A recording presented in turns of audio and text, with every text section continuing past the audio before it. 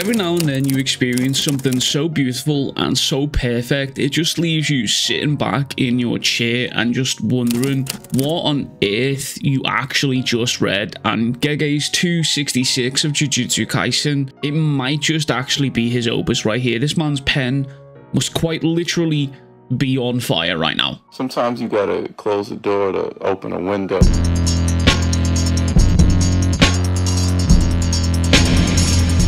There is a lot to discuss here within 266 here, so let us not waste any time.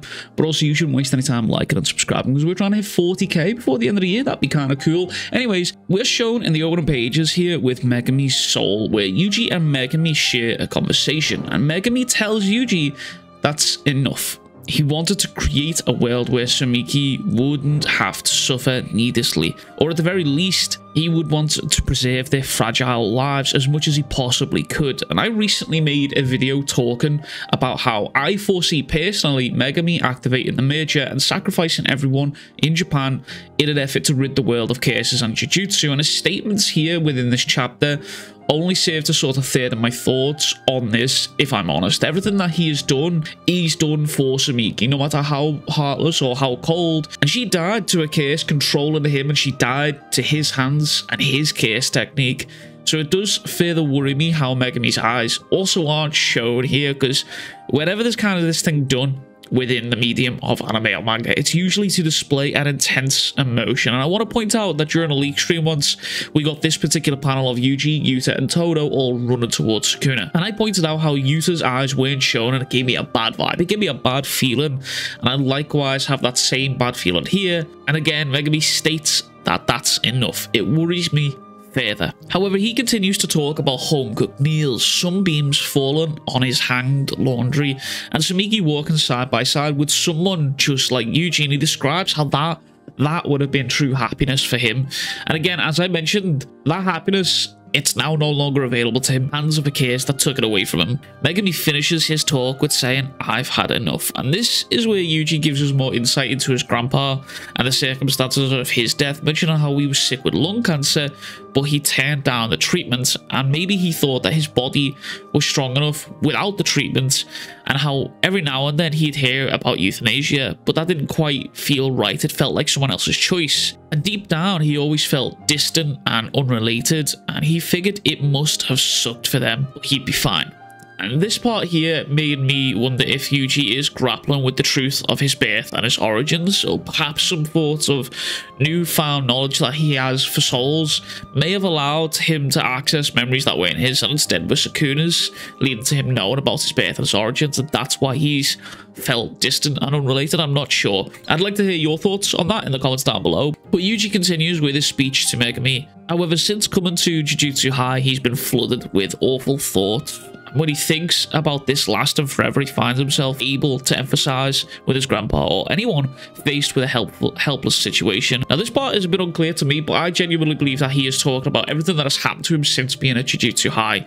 Nobara, Nanami, Gojo, Junpei, Choso, and everyone else that has suffered through a result of him just being here.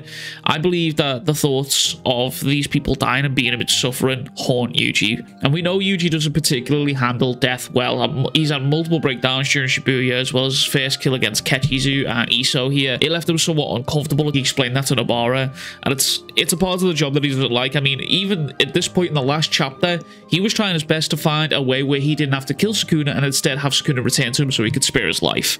But Yuji goes on to tell Megumi that that's why he can't tell Megumi to carry on living. And this line right here, I think this one hits the most. I think this one hits the hardest. I think this line, I think, is the most perfect line of dialogue to perfectly encompass Yuji's journey, not only as a sorcerer, but also as a human. He recognizes the shit that Megumi has been through. He recognizes that fully and he understands it.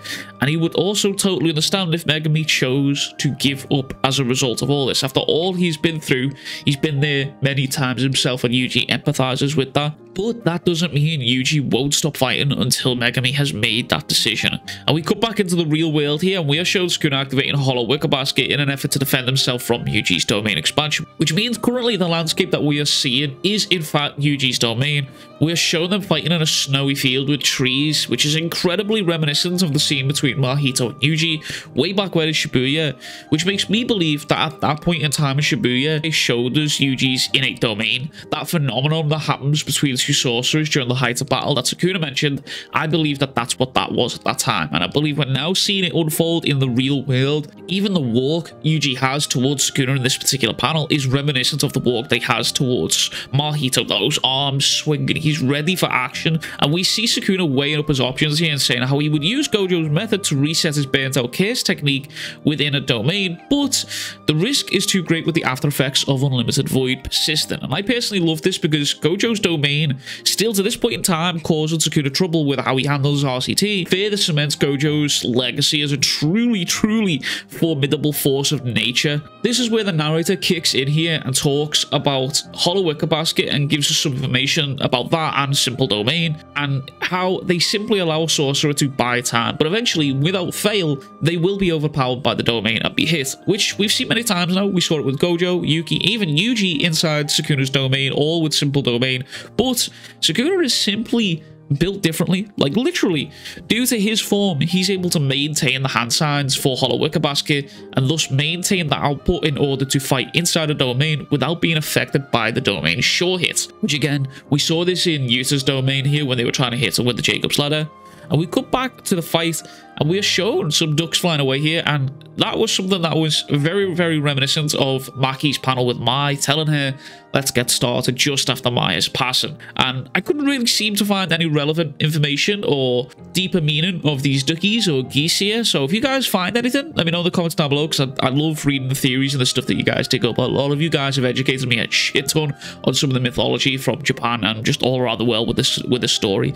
But the next couple of pages here is just straight hands. It is just straight hands with Sukuna and Yuji beating the ever-loving piss out of each other. And Sukuna is screaming about how he didn't expect to feel this kind of rage after being looked down upon, and how now he will have so much fun making every other human feel the consequences for the actions that Yuji has taken. But the scene shifts again to this kid. It's Megumi. And it's Yuji. And if this scene looks familiar, good, because it should do. This is the first time Megumi met Gojo, and it says the exact same thing.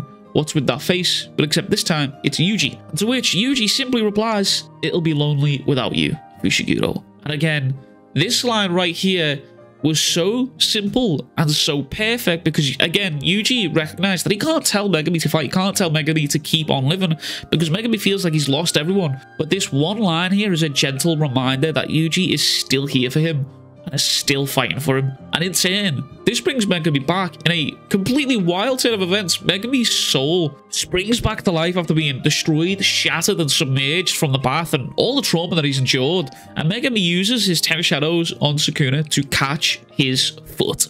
Now, this is a perfect circular moment because the same thing happened to Gojo in his fight with Sukuna, and the same thing happened to Toji in Shibuya. So, say what you will about the story of Jujutsu Kaisen, but Gekatami's attention to detail when it comes to moments like this is genuinely one of the most rewarding aspects of this series. He has a certain consistency when it comes to things like this. And one day, I'm going to make a video about the whole cycle of Jujutsu Kaisen and how certain events have just repeated themselves and went round in a circle, because we really are in a time loop with this series, honestly. But Sukuna panics a little bit here, and he says how his 10 Shadows technique stopped functioning after Mahoraga was destroyed.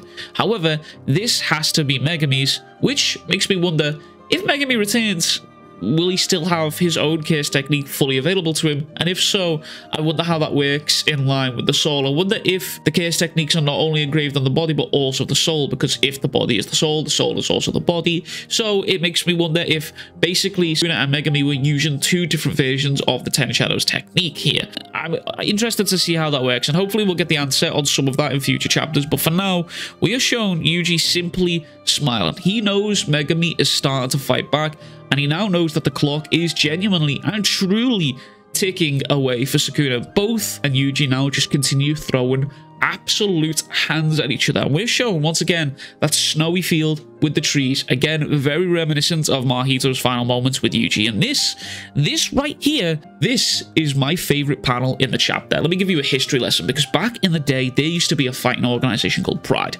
And there was two absolute monsters that fought within that organization called Don Fryer and Takayama.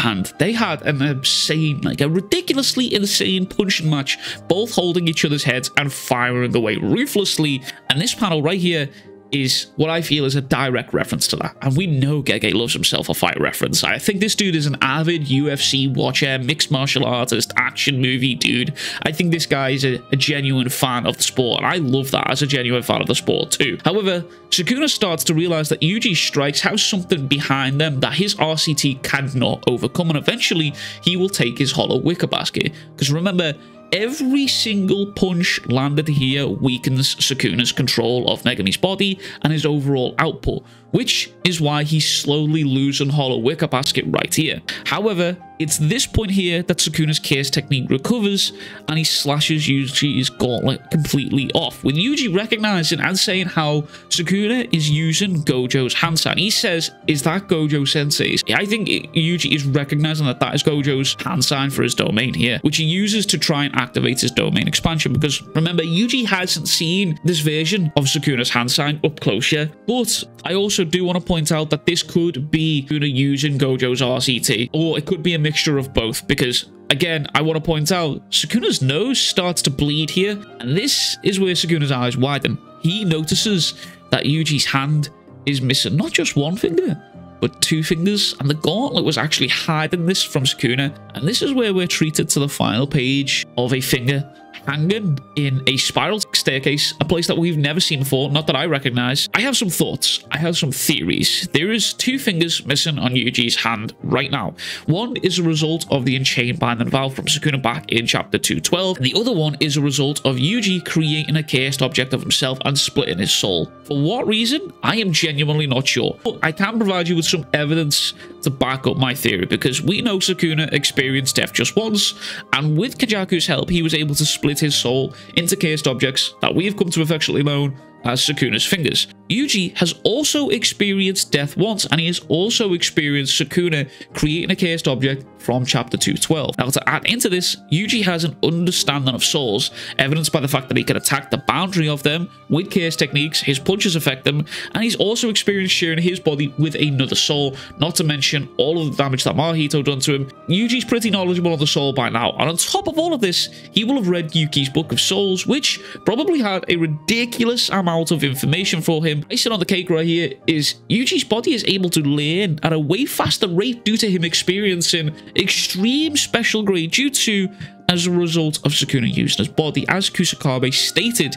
And Yuji also once described himself as a cursed object soaked in Sukuna's cursed energy. So yeah, I believe Yuji has managed to split his soul here. What purpose this serves?